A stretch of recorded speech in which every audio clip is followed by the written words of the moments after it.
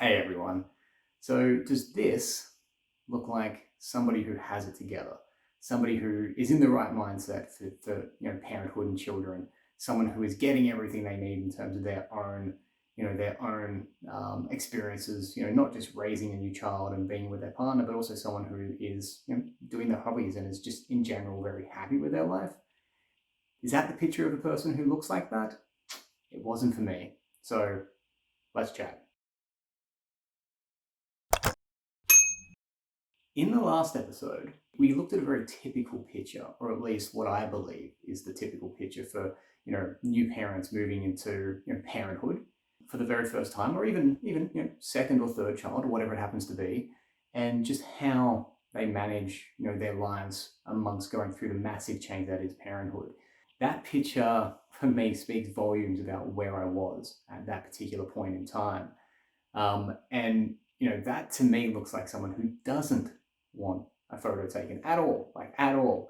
And it's crazy to think about because when I remember that moment, I remember really enjoying being a parent amongst those really difficult times. But I also remember being quite frustrated and unbalanced. Unbalanced is a great word. Unbalanced because I wasn't I wasn't doing the things that I also loved alongside that. I just wasn't able to do that. I had parenthood on one side of the scales, everything else that I wanted to do on the other. And it was very much like this. Like, parenthood was way pushing this thing down. From that video, what I want to do here was, look at it more from my own personal experience. In the last video, we looked at it as, okay, well, this is like the collective, or as I believe the collective looks. So this episode is more about, hey, let's bring it down to a more personal level for myself, and maybe you can gel with that. Maybe what I went through will really gel with you. And then at the end of this video, I've also got two things that really helped me. That really helped me just get back into the space of gaming in some way. And one thing that was really key from the previous video was, it's you'll get your gaming time, but it's going to look very different from what you normally get. And so that's what we're going to touch on here. There's going to be 2 tips at the back end of this video. So have a look at those, and stay here for the long run, hopefully. Experience my journey, and I think you'll get a greater appreciation for my 2 tips at the end of this.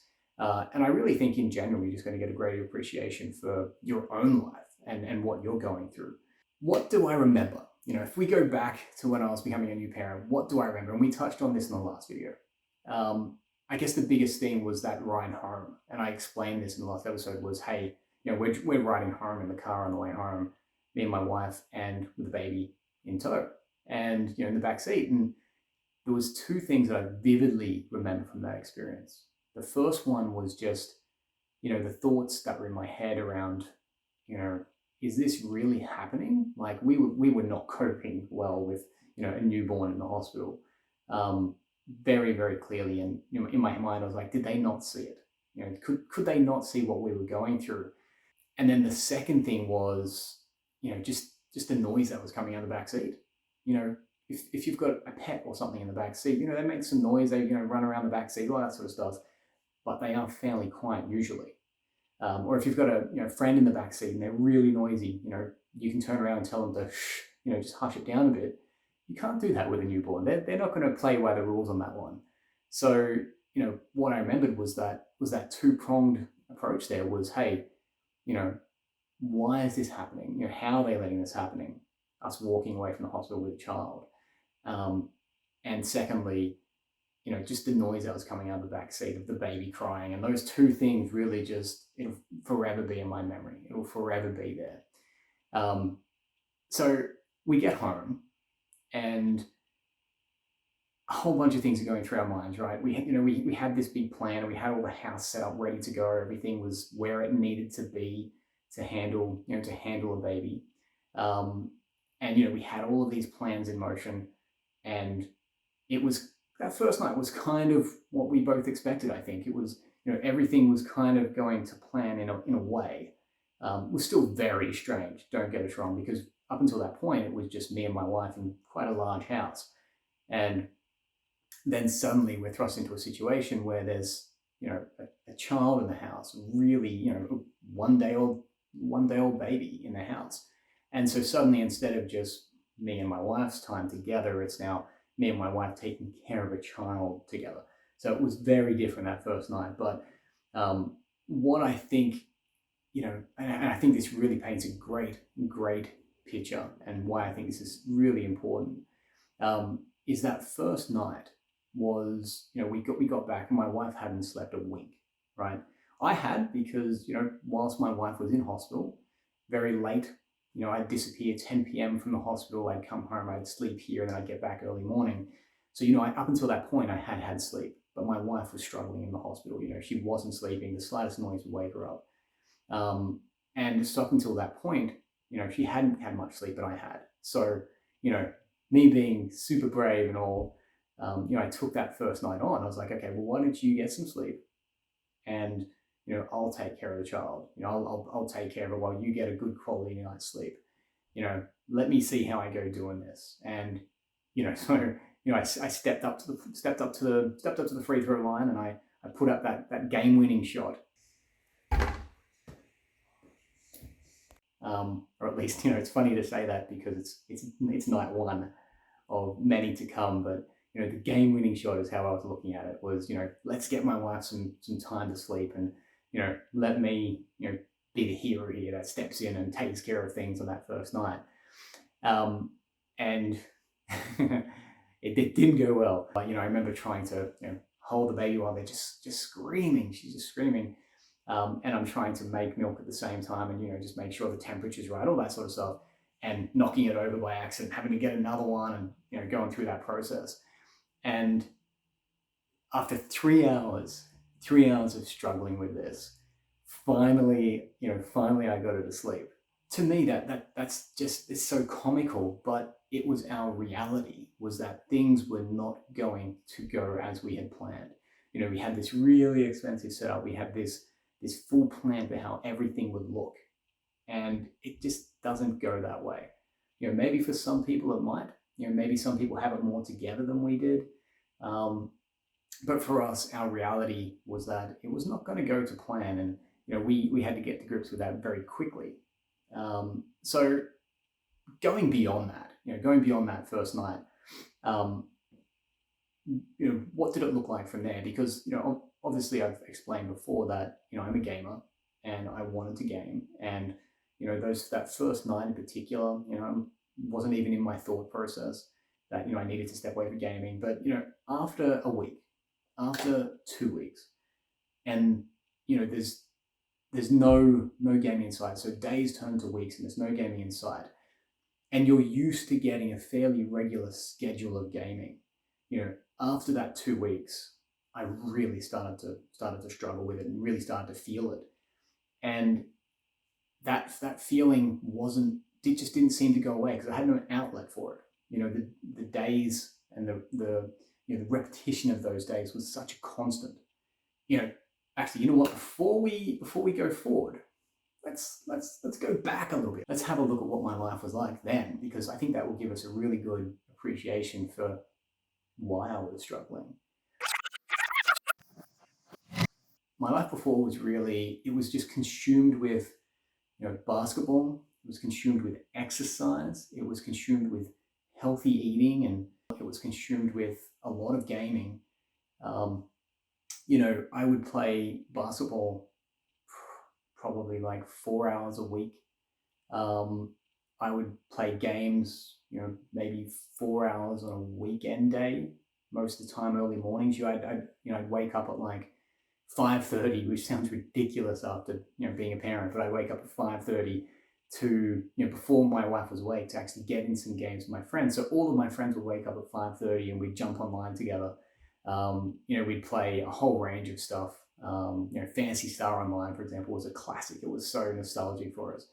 But we'd jump on early morning and we'd start playing that until our partners got up, and then we'd all have to split, like 7:30. But that 1.5 hours in the morning was great time. Use your time productively, is what I always used to think. So, that's what we would do in the morning. And, it's funny as well, because waking up that early now, you'd think it would have prepared me for waking up that early with a child, but unfortunately it didn't.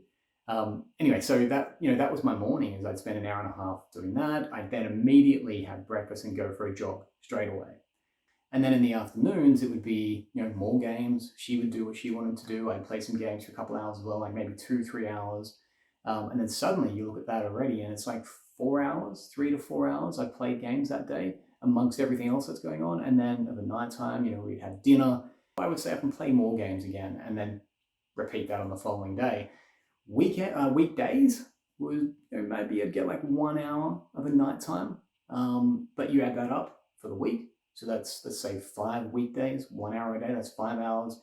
The weekend, 3 to 4 hours. That's like 9, 10 hours a week, right? So lots of game time there. And now let's fast forward. Hey, and we're back. So now we've just fast forwarded. That was crazy.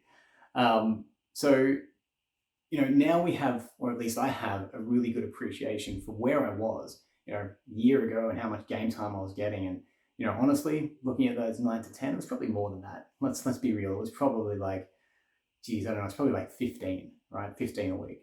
So compare that to what it was when we were new parents, and there was no gaming inside, zero, not even an hour, zero. And for me there, I knew I was in a big predicament. I was in it was a big problem because I didn't know how to do that. Just really didn't know how to do that because I couldn't find a way to create time. And one of the things that I did was, I mentioned before in the last video about going onto YouTube and trying to find things out there, and there just wasn't anything as it pertains to gaming and parenthood and how to get them mixed together, but doing it in a healthy manner. What I started to feel was just starting to feel a little bit antsy about, not getting any gaming time, going from 20 hours or 15 hours or something to zero. It really is a drastic shift. It's a drastic shift, especially when it's so sudden. You have a good night's sleep, no child, and then the very next night there's a child in your life. It's a very big shift and it's very quick. And so your expectations for day-to-day life from that point are so dramatically different. What did I start to do? I rearranged our entire desktop setup. So I moved all of our tables and everything to be much closer to where we were sleeping. I moved all of that stuff much closer. I set it up perfectly so that I could literally, when the baby was asleep, I could literally duck out straight away, get and start gaming immediately. And that meant, I'd leave my PC on for hours on end. I'd just leave it on for hours on end so that I could just get up straight away, go and play it, and there'd be no downtime. And that did seem to work for a tiny bit. But, the biggest thing for me there was, what sort of games do you play as a new parent? Is it going to be something competitive? Is it going to be your StarCraft 2? Is it going to be, it's going to be Destiny? I think we were playing also at that time. And the reality is, no, it can't be any of those, because you need something where you can, at the drop of a hat, you can just jump up and go and help, with the baby. You can't have anything that's competitive. So just, if you were thinking that would be something that you might be able to keep, I think just scratch that one out. Is it something that's going to be super immersive, like a horror game or something of that aspect? And the reality to that as well is no, because again, you need to be able to get up at the drop of a hat. And for an immersive game, if you keep breaking your immersion constantly on it, you're not going to enjoy yourself. You'll put on your headphones or whatever, and you'll have to get off straight away, and it will just, it'll really just burn on you because you're sitting down, you're immersed for about 5 minutes, and then it completely breaks because you have to get off and help. You get back, 5 minutes, breaks. So that was also off the cards for me. And what I ended up settling on was a really, really old RPG called Avenum. I think that's how you pronounce it. And it was basically a turn-based RPG. And I could, as I moved, the computer would move. If I wasn't moving, the computer wouldn't move. So it was a really, really easy game in terms of being able to just jump off it at the drop of a hat and then come back, and it's exactly as you left it, exactly. So that's where I ended up, and, hey, score one for gaming, it managed to work. Or did it? it didn't. And the reason why was I started to get a really frustrated wife.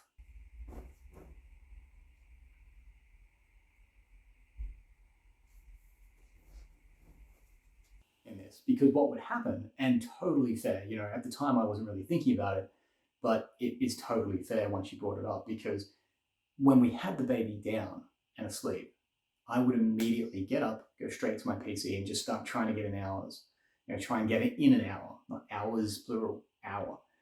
And that became a very big source of frustration for her, because I was just trying to, well, to her it felt like that I was just trying to get the job done to get away from the whole situation of wife and child, so I could get back to normality of playing games and getting that fix. And totally legit, totally on point with probably the right assessment, because the reality was I did want to just get away from that situation. Not that I didn't enjoy it, but I had 2 weeks of just all about the baby, and then I needed some me time. And my wife did too, and that's what I wasn't seeing, was that she also needed partner time and husband and wife time, because that's something we'd lost as well. It wasn't just gaming that we lost, it was partner and husband and wife time. And so those chats that we would have just with us two drizzled up, they disappeared as soon as the baby arrived, because it was just about the baby. And so here I was stepping away at the first possible moment to go do some gaming. And so that just frustrated her a lot, and completely understandable now. Score one for gaming, but no, it's another cross. Okay, so clearly that was a problem, and it hadn't solved my problem. So again, still in a predicament here, still have a problem with how to make the two work. And there was a secondary problem creeping in here as well. And really, I was at a bit of a crossroads, because I couldn't step away to get gaming, and I also needed to be attentive and be a parent, a true parent, and be a husband, a true husband, to make sure I was there in all of those situations. So definitely at a crossroads. And what I needed to do was, even when the baby was asleep, I needed to mix it up. Maybe some days I would step out and I'd play a little bit of games, or some days I'd step out and me and my wife would chat for a while, just get back together. And then other times we'd both sleep in with the baby, we'd just sleep. But the second problem that I mentioned was, and I don't know how people do this, but I cannot sleep during the day. I just cannot do it. Even if I am super tired and I've had 3 hours sleep, I cannot sleep during the day. So my wife can. So it really started to become super frustrating. And, it just got to the point where in my head, I'm like, well, is parenthood and gaming just not compatible? Like, they're just not something that can go hand in hand, that can gel? And do I just have to give up gaming and give up that whole thought process and experience and joy that I had around that for 10 years, 15 years, throw that all away just because I feel like it's not compatible and there's no opportunity there to play it? Back at the top of the video, I said, well, there's a couple of things I did find that did help. The top 3 things that I learned as a new time parent around gaming and time management for that. So the first one, portable gaming. It cannot be underestimated. When I was a first-time parent, this landscape looked very different in terms of portable gaming and what was available. I think it was the 3DS is what I had. And I did not have many games for that. And I look back on it now and I wish I did, but I didn't. And a primary reason for that was the availability of games digitally has drastically changed. Now, I will forever love physical collections, but this is a perfect example of why digital gaming is really, really, really good. You can't get out to the shops because you've got babies. Hey, no problem. Just jump on the eShop, buy something, and off you go. But portable gaming, there's a lot of options out there. You've got the Nintendo Switch, which I just mentioned. You've got the ROG Ally.